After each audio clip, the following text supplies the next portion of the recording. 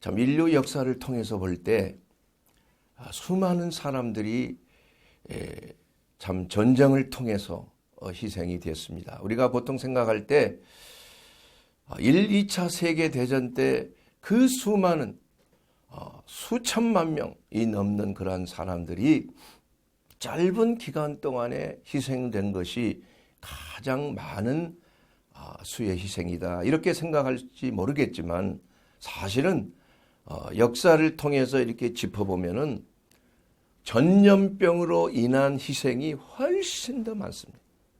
숫자적으로 봤을 때 5배에서 10배 이상 압도적으로 많은 거예요.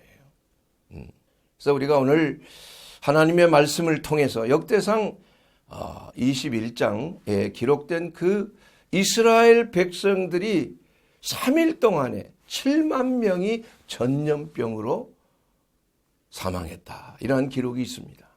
왜 이러한 일이 일어나는가? 그리고 우리가 현재 또 역사를 통해서 일어나는 전염병으로 희생되는 데는 분명히 이유가 있다 이게요. 그런데 오늘 이 말씀 속에서 보면은 전염병은 여호와의 칼이다 이렇게 말했어요. 여호와의 칼. 아주 재앙의 칼이다. 아니 하나님이 긍휼과 자비가 많으신데 왜 참 죄 없이 보이는 그러한 애꿎은 인간들, 특히 이스라엘 백성들은 범죄한 게 별로 없잖아요. 사실은 다윗이 범죄했다고 그랬어요. 이 다윗이 어떤 죄를 범했길래 하나님께서 이렇게 진노하셨나? 다른 게 아닙니다. 인구조사를 했어요. 인구조사. 아니 인구조사는 지금도 많이 하고 있잖아요. 인구조사를 통해서 갓난아이에게서 노인에 이르기까지 몇 명인지 보고 어떤 상황인지 보고 그들을 돌보고 복지 혜택을 주기 위해서 다 조사하는 거 아닙니까? 그렇다면 그것은 나쁜 죄악이 아니죠. 그건 오히려 선한 행위라고 볼 수가 있어요. 그런데 왜 이 다윗이 인구조사를 함으로 하나님의 진노하심을 샀는가? 그래서 애꿎은 7만 명의 이스라엘 백성들이 다윗의 죄 때문에 죽어야만 했는가? 여기에는 분명한 동기가 있는 것입니다. 여러분, 다윗은 당시에 인구조사하기 이전에 엄청난 승승장구를 했던 때예요. 블레셋 대군을 완전히 멸절시켰어요. 그 골리앗을 그냥 물맷돌로 죽인 그 사건 이후에 철저하게 블레셋 사람들을 멸절시켰어요. 심지어는 골리앗의 그 가족들, 아마 유전적으로 그 가족들이 다 키가 장대한 것 같아요. 골리앗의 동생도 말이야 골리앗만큼 커요. 또한 골리앗의 자손들, 키가 장대한 그러한 자손들을 다 멸절시키고, 또 블레셋 왕의 왕을 죽이고 왕관을 빼앗아서 그 왕관의 무게가, 보석과 금 무게가 엄청나다고 그랬어요. 그것을 딱 쓰고 말이야. 얼마나 신이 났겠습니까? 높아질 대로 높아졌어요. 이제는 나를 대적할 자가 누가 있나 한번 나와봐. 이렇게 할 정도로 다윗은 정말 가는 곳곳마다 이스라엘 군대들이 다 정복하고 다스려서 사마리아 땅끝까지 이르러 큰 다윗 왕국을 이루는 그러한 엄청난 승리를 거두었을 때입니다. 그랬을 때 이 다윗은 생각이 들었어요. 자기 자신을 좀 나타내고 싶은 거예요. 순수한 의미에서 어떠한 복지 혜택을 주기 위한 인구조사가 아니라 그 조사의 목적은 내게 칼을 뺄 수 있는 군인들이 몇 명이나 되는가. 그것을 한번 세보기를 원한 거예요. 자기가 가지고 있는 그런 군대의 능력을 자랑하고 싶은 거예요. 그래서 요압 장군을 시켜서 너는 이제 인구조사를 실시하라. 그렇게 해서 그 이스라엘의 12지파 중에서 칼을 뺄 수 있는 자가 몇인지 한번 다 조사하고 너희 부하들을 동원해서 나에게 보고하라. 이렇게 했다. 이게. 그런데 이 요압 장군은 그 얘기를 듣자 아니 이 다윗 왕 나의 주시여. 그것은 하나님이 기뻐하실 일이 아닙니다. 하나님이 진노하실 수 있는 일이에요. 왜 그런 일을 행하십니까? 왕이시여 한 번만 다시 한번 심사숙고해 주십시오. 이렇게 간언을 했어요. 그런데 다윗은 잔소리하지 마. 내 말대로 해. 이렇게 해서 마지못해서 요압 장군은 이스라엘 전역을 돌면서 12지파에 있는 칼을 뺄 만한 그러한 군인들을 세봤는데 이 요압 장군도 좀 성깔이 좀 있어요. 그래서 왕 몰래 레위 지파와 베냐민 지파도 싹 빼버리고 계산을 안 했어. 그랬더니 약 130만 명이나 되는 엄청난 그 용사들의 숫자를 보고를 했습니다. 이 다윗은 얼마나 기분이 좋았겠어요. 이야, 정말 이게 내 목동이었던 내가 말이야. 이렇게 참 전 세계를 호령하는 이러한 왕이 되었구나. 이렇게 하면서 기분이 매우 좋았을 것입니다. 그러나 하나님께서는 그 다윗의 모습을 몹시 기분 안 좋게 여기셨어요. 하나님이 가장 싫어하는 것은 목이 곧은 것이에요. 교만입니다. 이 교만은 바로 마귀의 아주 그냥 그 가장 무서운 무기예요. 그래서 오늘 성경에 보게 되면 사단이 일어나서 1절에 보면 이스라엘을 대적하고 다윗을 충동하였다. 그래서 이스라엘을 계수하게 하였느니라. 이 사단이가 말이야 사람을 이렇게 말이야 높아져 있을 때 그냥 팍 공격을 하는 거야. 아주 그냥 미혹하는 겁니다. 그렇게 해서 이 다윗을 그냥 충동질했어요. 정욕적으로 자기 자신을 높이는 그러한 마음을 이 사단이가 말이야 속삭인 거예요. 이 사단이 얼마나 다윗을 망하게 하려고 아주 계획적으로 바세바 사건을 통해서 다윗을 철저하게 망하게 하려고 했지만은 물론 다윗은 하나님의 은혜로 겨우 살아났어. 그러나 거기에 대한 대가는 엄청난 겁니다. 그렇음에도 불구하고 다윗은 또 승승장구. 이것이 사실 다윗의 능력입니까? 솔직히 하나님의 은혜로 된 거 아니에요. 하나님이 함께 하시고 하나님께서 다 가르쳐 주셨어요. 다윗에게. 너는 이렇게 하고 저렇게 하고 적군이 오기 전에 너는 매복하고 있다가 적군을 유인해서 오면 그때 공격하고 이렇게 다 했어요.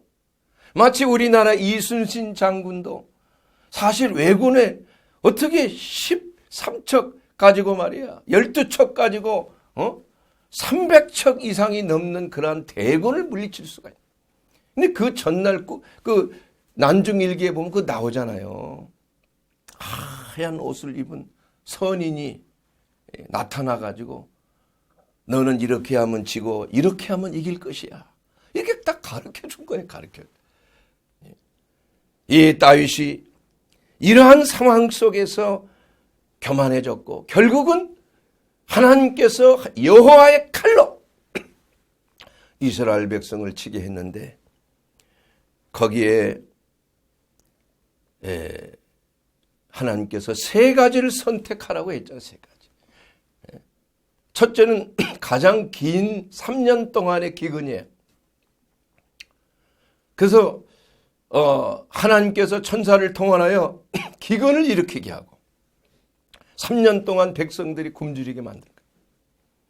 두 번째로는 3개월 동안 이 적군이 쳐들어와서 그냥 막 도망다니고 지리멸멸하게 패배하는 그러한 재앙을 또 하나님이 제시하시고 마지막 재앙은 3일 동안에 전염병을 일으켜서 여호와의 칼로 직접 여호와의 칼이라는 건 여호와의 천사들을 말하는 것이죠. 그렇게 해서 백성들이 참 전염병에 고통을 당하는. 그래서 이 다윗은 현명합니다. 현명해서 현명하지만 좀 아주 약삭발라요. 사실 이 적군에게 쫓겨다니면 얼마나 자기가 쪽팔리겠어요. 속된 말로. 그거 선택하지 않은 거야. 또 기근을 당한다는 거, 그것도 장기간 3년 동안이나 그걸 보는 왕의 마음이 얼마나 괴롭겠습니까? 그럴 바에는 차라리 3일 동안 그냥 확 맞고 빨리 끝내자. 그러나 다윗은 사실은 그 전염병에 걸리겠습니까? 그래서 하나님께서 결국은 다윗의 요청한 대로, 갓을 통하여서 선택한 대로 그 전염병을 택했을 때 여호와의 칼이 이스라엘을 침해 7만 명의 전염병으로 3일 동안에 사망을 했어요. 얼마나 무서운 일이 생겼습니까? 이와 같이 우리가 하나님께서 지금 이 시대에도 우리가 모든 일이 형통하고 잘 될 때 조심하라고 성경은 권고하고 있는 것입니다. 시편 75편 5절에 보면 너희 뿔이 높이 들게 하지 말라. 교만한 목으로 말하지 말라. 이 뿔이라는 것은 자기 자신의 능력과 권세나 명예나 이런 걸 말할 수 있어요. 그래서 이 뿔이 높게 들어서 자기를 자랑하는 것, 이거 하나님 매우 싫어하는 것입니다. 또 뭔가 좀 가지고 있고 힘이 있으면 목에 힘이 들어가는 거예요. 갑바에 힘이 들어간다고 그러죠. 목이 곧아지는 거예요. 뭐 인사할 때도 말이야, 거만한 눈으로 말이야. 뭐 이렇게 하는 것을 하나님이 가장 싫어하는 것입니다.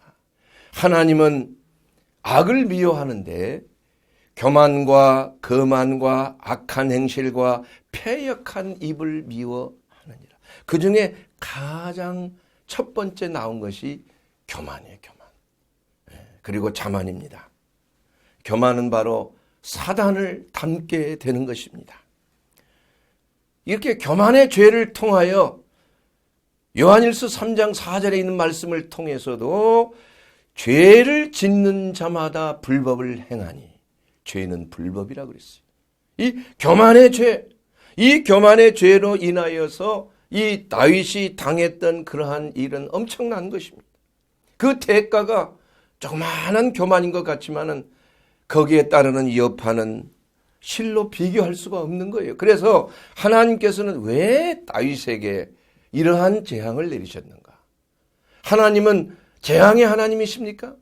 하나님은 우리들을 괴롭히고 우리를 죽이고 우리로 하여금 정말 슬프게 만드는 하나님이십니까? 절대 아니에요. 하나님은 우리가 죄인 되었을 때 우리를 먼저 사랑하셨어요. 독생하신 아들 예수님을 이 땅에 화목제물로 보내셨다 이거.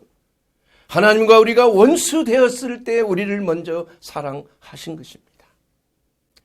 하나님은 다윗으로 하여금 가장 내 마음에 합한 자가 바로 다윗이라고 그랬어요. 그래서 다윗이 행한 것을 보고 그대로 들 수가 없는 것입니다. 이것이 계속 가다 보면 더 큰 일을 당할까 봐 하나님께서는 다윗의 교만을 꺾기로 작정을 하신 거예요.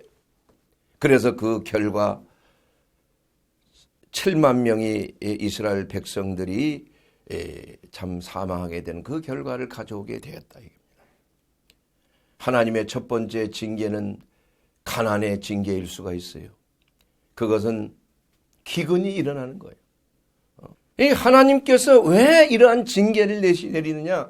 사랑하는 백성들이 깨어나도록, 겸손해지도록, 세상을 바라보는 눈에서 하나님을 바라볼 수 있도록, 하나님만을 의지하도록 하기 위해서 하나님께서 이러한 기근의 재앙을, 경제적인 재앙을 허락할 수가 있다는 거예요. 두 번째로는 뭐예요?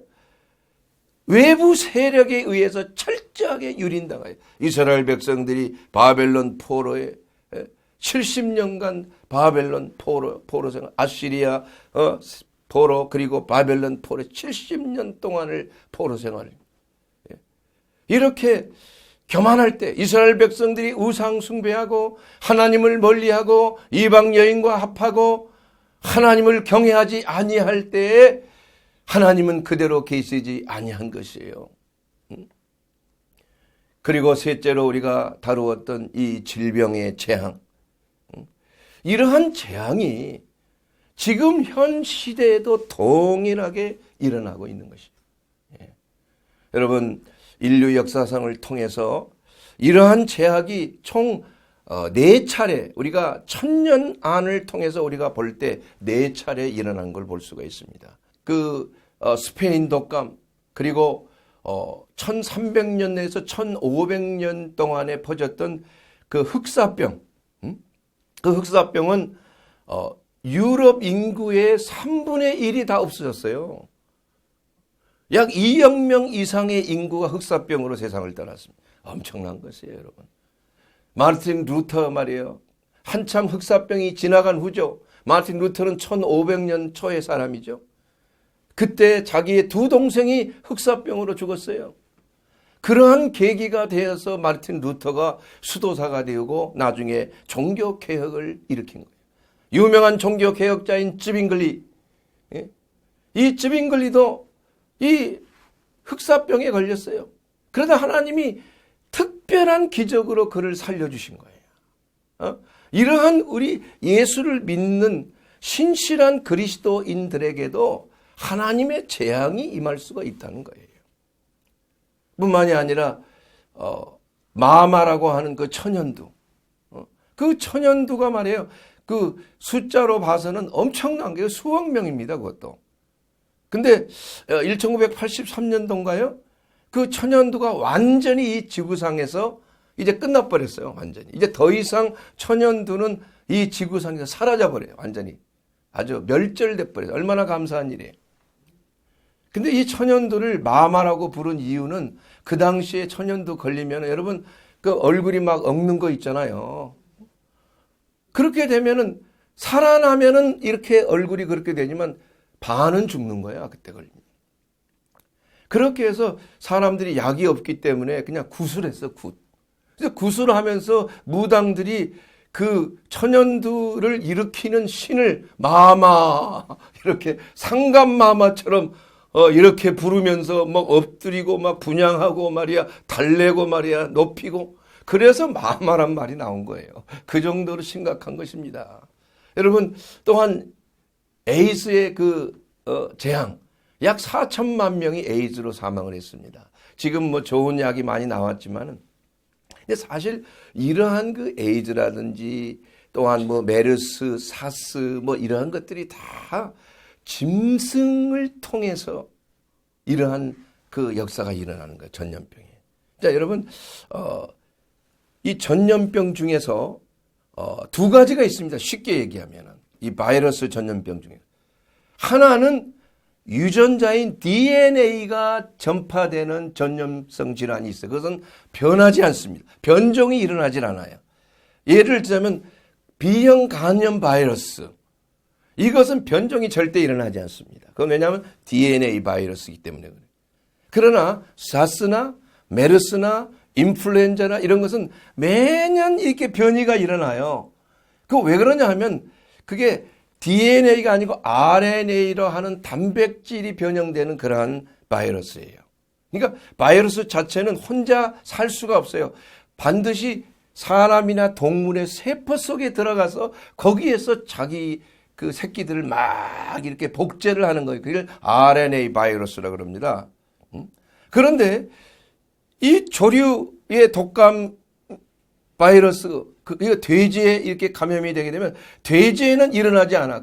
그런데 돼지가 또 사람 바이러스를 또 세포에 받아들이고 조류 독감 바이러스를 받아들여 가지고 돼지 세포 속에서 조류와 사람에게 동시에 이렇게 감염시킬 수 있는 새로운 변종 바이러스를 돼지에서 만드는 거예요.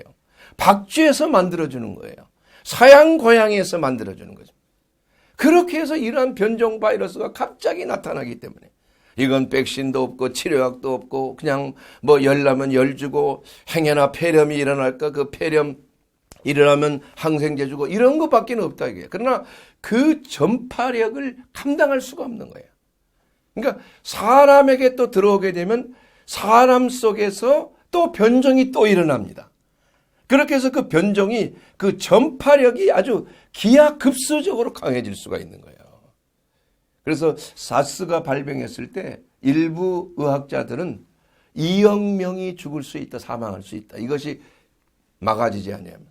실제로 그렇습니다. 지금 다행히도 참 하나님께서 그 재앙이 끝나도록 하나님이 긍휼히 여겨주신 것 같아요. 그래서 우리나라도 이러한 그 우한 바이러스, 폐렴을 일으키는 이러한 바이러스에서부터 속히 우리가 해방되도록 우리가 기도하지 아니하면 안 되는 것입니다. 그런데 우리 한 가지 여러분에게 말씀드리고 싶은 것은 이 독감과 그 우한 폐렴과의 그 차이는 딱 간단합니다. 이게 우한 폐렴은 그렇게 고열이 나지 않습니다. 그리고 증상이 없을 수도 있어요. 그렇기 때문에 이게 무섭게 전파가 될 수 있는 거예요. 사스 때는 굉장히 고열이 났어요. 독감도 38도 이상 고열이 나는 거예요. 근데 이 우한 바이러스는 별로 고열이 나 37도 좀 미열만 있어요. 그리고 약간 기침하고 그냥 콧물 좀 나고. 그러니까 이게 일반 감기와 이렇게 뭐 별로 차이가 없어요. 심지어는 아무런 뭐 증상이 없는 경우도 있잖아. 여러분 첫 번째 그 발현자 중국에서 말이야. 그 누나가 그 개를 살리기 위해서 말이야. 나는 걸려도 좋으니까 의사들이 막으니까 그래 나는 같이 죽겠다 하고 개를 얼마나 돌봤어요. 그래서 뭐 밥도 떠먹여주고 그냥 뭐 옷도 뭐 마사지도 해주고 다 했는데 결국 개도 살아났지만 누나는 아무런 증상이 없는 증상. 참 희한하지 않습니까? 이것이 그래서 이러한 그 전염성 질환이라는 것은 뚜렷한 어떠한 의학적인 체계가 없다 이거예요. 알 수가 없는 거예요. 똑같이 밥을 먹어도 어떤 사람은 식중독에 걸리고 어떤 사람은 안 걸리는 거. 뭐 이것을 면역이 강하니까 안 걸렸다. 뭐 그것도 아니에요. 그건 알 수가 없는 것입니다, 여러분. 예? 면역이 약하다고 해서 꼭 걸리고 강하다고 해서 안 걸리고 이런 건 아니라는 거예요. 이러한 모든 전염성 질환은 하나님의 섭리 가운데 있다는 사실을 우리는 성경을 통해서 확실하게 알 수가 있는 것입니다. 그러므로 우리는 이러한 그 재앙을 어떻게 하나님께서 그 재앙을 멈추게 하셨는가? 하나님께서 매를 주시기도 했지만 하나님께서 그 매를 거두시기 위한 방법을 또한 주셨다 이거예요. 오늘 이 역대상 21장 이하에 있는 말씀을 통해서 그 이스라엘 백성의 전염병이 어떻게 해서 끝났습니까? 하나님께서 지적하셨어요. 오르난이라고 하는 사람, 그 사람의 타작마당을 택하여서 너는 그곳에 번제단을 쌓아라. 천사를 통해서 그 말씀했어요. 그렇게 해서 이 하나님의 그 말씀대로 다윗은 그 오르난이라고 하는 사람을 찾아가서 천사와 함께 동행해서 간 겁니다. 그랬을 때 그 오르난이 열심히 4명의 아들과 일을 하다가 아니 천사가 오고 있는 거예요. 얼마나 무섭습니까? 그래서 그냥 얼른 숨어가지고 타작 마당 뒷속에 숨어가지고 보고 있는 거예요.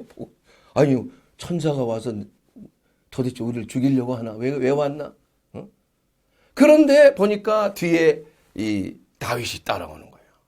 이제 다윗이 왕인 걸 보고 그들은 나가서 그냥 넙죽 땅에 엎드려서 왕이시 어떻게 우리 집에 왔나이까?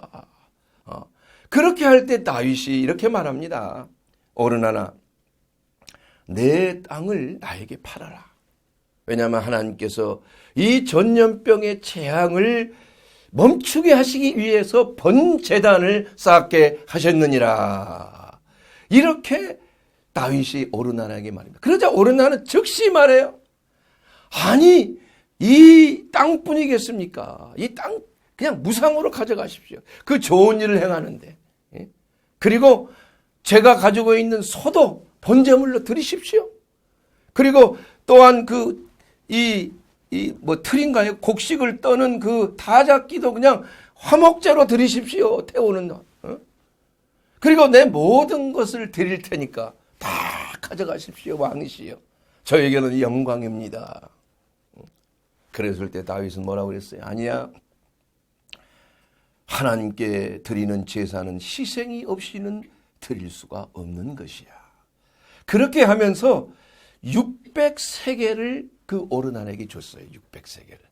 그래서 저는 600세겔이 도대체 얼마나 되는가. 그 자그마한 땅인데 600세겔, 금 600세겔. 그러면 한 세겔이 60데나리온입니다. 60데나리온. 그러면 한 데나리온은 일당 근로자의 하루 임금이에요. 한 데나리. 그러면 금 1세겔이 60일치의 임금인 거예요. 그러면 600을 곱하면은 보니까 36,000일이더라고요. 36,000일. 예. 그래서 그 일당을 한 10만 원 정도 하잖아요, 요새. 뭐 10만 원 더 되는 건 많이 있죠. 보통 최하가 10만이. 10만 원을 계산을 하니까 36억이 나오더라고. 36억. 예. 그럼 생각해 보세요. 지금 그 36억이 있는데 그 당시에 36억이란 그 돈은 엄청난 겁니다, 이게. 아마 300억 이상 되는 가치가 있을 수 있어요. 그러면 그 돈이 말이에요. 아주 벼락부자가 된 거 아니에요? 일생 동안 먹고 자기 자식도 편안하게 살 수 있는 그러한 그 값어치가 그에게 주어진 거예요. 그러니까 이 오르난이라고 하는 사람에 대한 제가 관심이 많았습니다. 과연 이 사람은 어떻게 해서 이렇게 물질적인 복을 받아? 마음의 중심을 보십시오. 하나님께 그냥 드리겠습니다. 그냥 값없이 하나님 앞에 헌신하는 그 마음. 자기가 있는 모든 것까지 그냥 하나님의 제사를 드린다는데 이거 아까운 게 없어요. 왜냐? 사실 그건 자기의 그 재산 목록 1호들 아니에요. 그것 가지고 먹고 사는 거 아닙니까? 그런데 그 오르난이라고 하는 사람은 얼마나 경건하고 얼마나 하나님을 경외하는 사람이었는지 하나님이 쓰시겠다고 하니까 자기의 모든 재산을 다 드려버리는 거예요. 하나님께서는 감동하십니다. 그 사람의 마음의 중심을 보시고 하나님께서는 그 사람의 그 경건한 그 마음, 여호와를 경외하는 그 마음을 주시고 엄청난 물질적인 축복을 주시기로 선택하신 것입니다. 선택하신. 우리의 삶 속에서도 정말 하나님을 사랑하고 하나님께 드리고자 하는 마음, 하나님을 경외하는 사람은 다릅니다, 여러분. 하나님 앞에 드려지는 그러한 예배 태도를 보면 알게 되는 거예요. 물질적인 축복과 그 은혜를 받을 사람은 하나님이 그 마음을 주시는 거예요. 사람의 마음으로 되는 게 아닙니다. 얼마나 감사한 일입니까, 여러분? 우리 하나님께서는 만월이 여김을 당치 아니하시 무엇이든지 심는 대로 거두리라. 많이 심는 자는 많이 거둘 것이요 적게 심는 자는 적게 거둘 것이요 선한 일을 행하되 낙심하지 말지니 포기치 아니하면 때가 이름에 거두리라. 갈라디아서 6장 9절에 있는 그 말씀을 통하여 이 오르난이 그 하나님 앞에 드리고자 하는 그 마음, 하나님은 귀중하게 여깁니다. 그러므로 이 제사라는 것은 공짜로 드리는 것이 없습니다. 이 희생 제물이 없이는 하나님이 제사를 받으시지 아니하는 거예요. 그래서 오늘 이 말씀을 통해서 우리는 이 하나님께서는 제사를 통하여 번제단에 그 제물을 올렸을 때 하늘에서 불이 떨어진 거야. 그리고 불이 떨어짐과 동시에 하나님께서는 그 천사에게 명령하셨잖아요. 내 칼을 다시 꽂으라. 천사가 칼을 꽂음에 재앙이 멈췄더라. 우리 하나님께서 그 마음에 감동하시면 어떠한 재앙도 멈추게 되어 있는 것이에요. 그런데 그 멈추는 데는 하나님 앞에 드려지는 헌신, 바로 구약의 제사는 지금 이 시대의 신약시대 예배인 것입니다. 예배. 여러분, 제사를 잘못 드려도 큰 재앙이 임했어요. 아브라함은 그 비둘기를 드렸을 때도 비둘기를 쪼개지 아니하고 자르지 아니하고 그냥 드렸을 때 얼마나 큰 재앙이 임했습니까? 우리가 신약시대에 와서 드리는 구약시대에 5가지의 제사가 있잖아요. 첫째는 번제요, 둘째는 속죄제요, 셋째는 속건제요, 넷째는 화목제요, 다섯째는 소제로 드리는 것입니다. 우리 하나님께서는 오늘 이 예배를 통하여 하나님의 번제단에 희생 제물을 놓기를 원하시는 거예요. 여러분, 그 희생 제물은 누구입니까? 바로 우리 자신이에요. 우리 자신. 내 자신의 각을 떠야 되는. 예배 드리러 올 때 그냥 오면 안 됩니다, 여러분. 정말 정성을 가지고 하나님 앞에 예배 드릴 때 제사 드리는 그러한 정성을 가지고 와야 돼요. 그래서 내 각을 뜨고 가죽을 벗기고 말이에요. 또한 내장을 다 떼고 상한 심령으로 하나님 앞에 드리는 제사를 하나님이 받으신다는 거예요.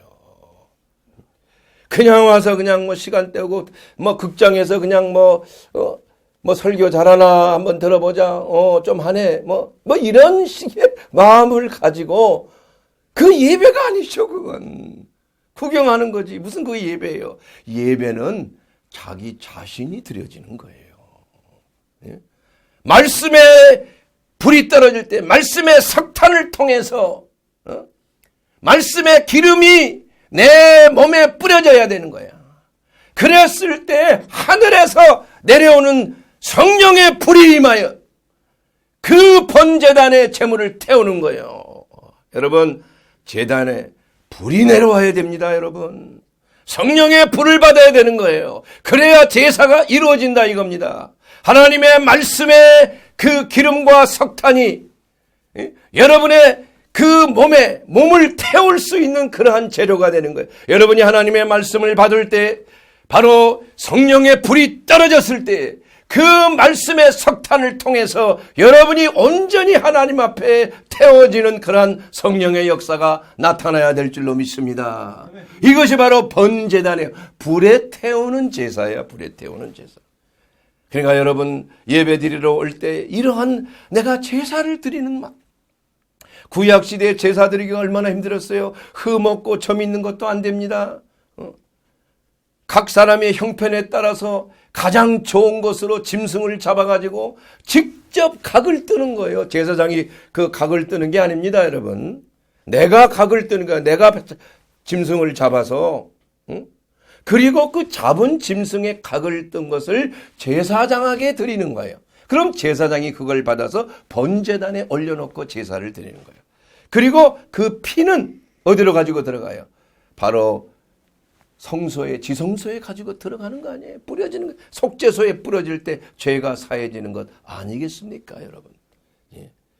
그렇기 때문에 우리가 오늘 이 예배 드릴 때 이 번제물, 하나님 앞에 나를 태워서 드리는 제사. 여러분, 하나님은 태움의 제사를 가장 기뻐하십니다. 불로 태우는 제사예요. 왜냐? 불로 태우면 뭐가 생깁니까? 연기가 올라가는 거예요. 연기가.